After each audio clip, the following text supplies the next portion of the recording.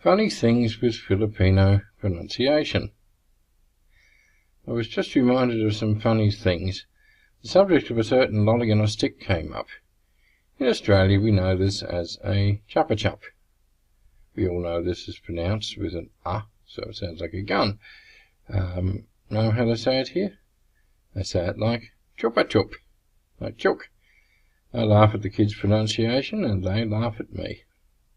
I even showed them an authoritative video on YouTube of a magnificent Australian actress explaining how she gives her kids Chupa Chups instead of fresh fruit, because they contain fruit, you know. They laughed at me again. What else? A visit to a former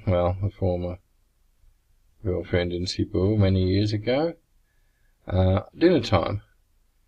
"I'm sorry, but we don't have any soap," she said. I'm thinking, did I forget to wash my hands? Is this a hint?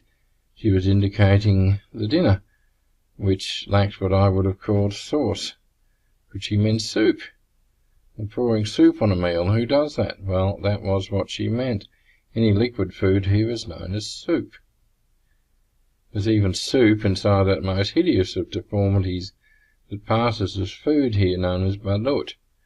Bad enough having somebody describe eating a partially formed duck fetus, but then they have to go and say, "It's the soup that I like." And on pronunciation, most will know that there is no th sound in Filipino languages, so th, th, becomes t or d. 1, 2, 3, this and that. Well, my daughter, who spent 4 years in Australia, took it upon herself to explain to a teacher who was counting first, second, third, what the last word actually meant in English. Don't get me wrong, I'm not saying Aussie English is the best. It's pretty terrible, actually, when you think about it. Amazing that anyone can understand us at all. They're all amazed at the Aussie way of dealing with the letter R. R. To us it sounds like R, but here it's R. One of our comedian daughters asked me once how we say rabbit. Is it abbot? And wonder what words are used in which situations. I think the word ashamed. Now I suspect this is regional, because I've only ever heard this at times I've been visiting in Cebu. Never heard it around Manila. But years ago, yes, another previous girlfriend, which I hope I won't get into trouble for my recollections, I remember hearing, "Oh, my parents aren't talking to you because they're ashamed." I'm wondering, well, what had they done? I'm a forgiving sort of bloke. Anyway, I didn't feel like asking, so then, "Oh, my brother won't talk to you because he's ashamed." Him too. Well, what has this family done? Theft? Murder? Then it comes to a 7-year-old nephew who apparently also guilt-ridden with shame. No. Sorry, but he's 7. What can he possibly have done at such a tender age?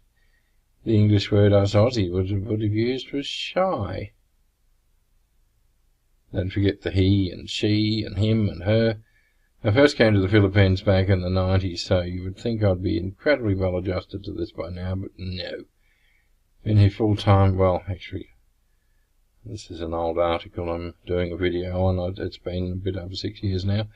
I should no longer be confused when someone says, "Well, my father, she was telling him, you know, my sister Ting Ting, well, he was saying that he, my brother, well, she." At this point I'm completely lost. You say he to me, and I get an instant mental picture of something with hairy legs and an Adam's apple. Say she or her, and that person suddenly acquires a dress and lipstick. Sometimes the long rambling Filipino sentences are hard to follow, let alone when you have multiple sex changes going on in your head. You say my father, and there he is in my head. You say she, and he disappears instantly, or looks very odd. That's what my little funny picture there is all about. And there is no he, she, him or her in Filipino languages. I suppose a German who knows absolutely that a table is masculine and wonders why the French think the table is a girl probably wonders how we cope with androgynous furniture, full stop. How would they cope if there was no hint whether the subject in the conversation is wearing a dress or needed to shave? Anyway, those are my thoughts. Bit of a change from visas. Anyway, I hope you enjoyed that. We have regular blog articles coming out every week, www.downundervisa.com.au. A few little amusing articles from time to time, but mostly about Australian visas for ladies from the Philippines, and some things on Australian-Filipino relationships. So please go to the blog page, please subscribe, and you'll get regular emails. If you can share this on social media, that would be great. And you can also subscribe to our channel on YouTube, and if you can also share that on social media, we'd appreciate that. Thank you.